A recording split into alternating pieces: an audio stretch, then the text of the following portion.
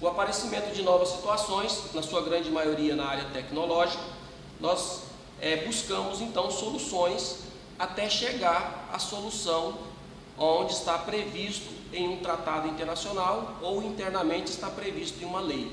Então, quando surge uma nova situação, a sociedade busca regular essa situação até que venha uma resposta positivada para resolver essa situação social.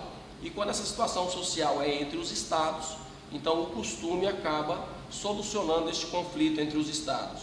E a partir daí, essa prática reiterada de solução dessas situações comuns acaba gerando essa fonte costumeira. Então, o costume, ele tem a sua principal ênfase como um elemento que é a repetição, essa prática reiterada. E aí nós vamos ver que essa prática reiterada, muitas vezes, se exigia uma prática por um longo período de tempo. E nós vamos ver mais à frente que esse longo período de tempo, com a evolução tecnológica, talvez não precise de tanto tempo assim. Pode ser encurtado esse período de tempo, mas é uma prática que deve ser reiterada. E a Corte Internacional de Justiça, em 1969, decidiu, como por exemplo, a questão que a passagem de apenas um curto período não é óbice para a criação de novas regras de direito internacional público. E nós podemos falar então que a existência dos costumes demanda então uma resposta imediata da sociedade internacional e muitas vezes essa sociedade internacional replica essas situações e a partir daí nós temos então a criação dessas regras costumeiras. E nós podemos ainda observar que o direito internacional público, como está na linha B do artigo 38, coloca o elemento material, ou também como nós nos referimos, essa prática reiterada, e o elemento psicológico, ou também elemento subjetivo, como se direito fosse. O elemento material, então, é a consuetudo ou essa prática reiterada. Nós temos então que o uso, o costume, ou como chamado direito consuetudinário, ele precisa de uma reiteração de atos. E o elemento psicológico ou subjetivo é que quem pratica esse ato, pratica na certeza de que esse comportamento é obrigatório. Então, se nós estamos em determinado local, esperando para ser atendido, e uma pessoa chega posterior a gente e vai ser atendido primeiro, nós vamos questioná-lo: você está furando a fila. Por quê? Porque nós acreditamos que ele deveria ser atendido posterior, mas não tem nenhuma regra que obriga ser atendido você ou a outra pessoa, porque ambos têm o direito de ser atendido. Mas nós temos certeza que esse comportamento dele viola uma regra jurídica, qual que é? Uma regra de esperar para ser atendido em segundo lugar, porque nós chegamos em primeiro lugar. Então, nesse momento, a gente observa que o indivíduo tem certeza que esse comportamento é obrigatório. E a partir daí, o artigo 38, então, do Estatuto da Corte, fala em uma prática geral, aceita como sendo direito, e esse elemento psicológico, principalmente sobre a ideia de que nós aceitamos que essa conduta é uma conduta realizada e obrigatória.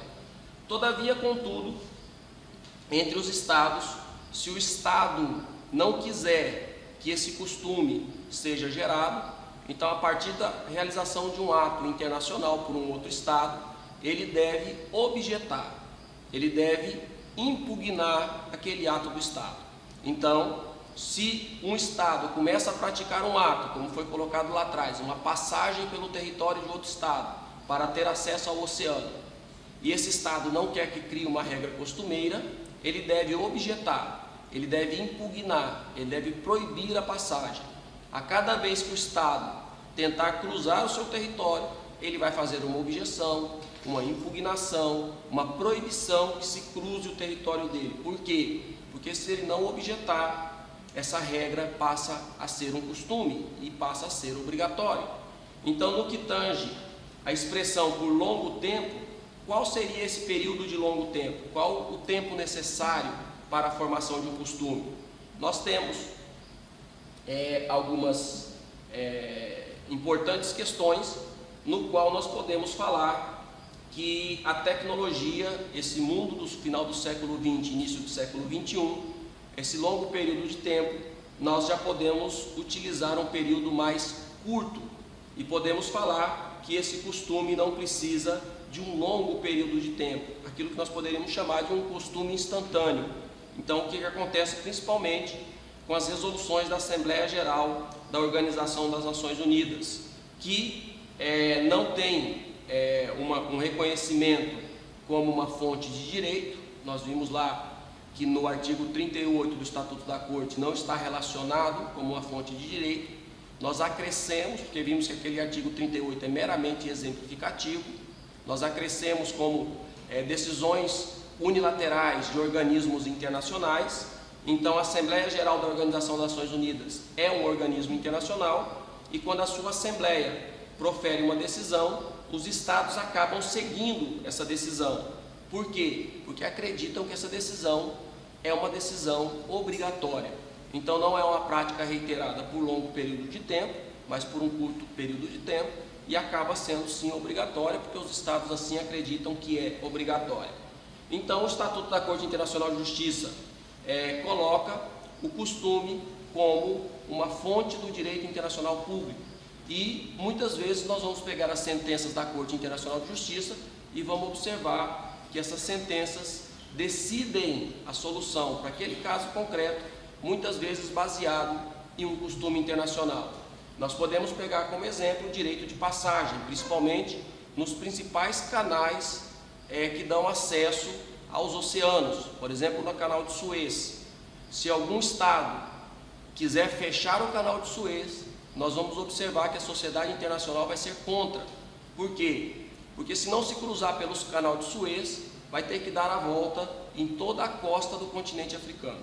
Ao invés de você cruzar exatamente, já sair no Oceano Índico, você vai ter que descer toda a costa africana e subir novamente.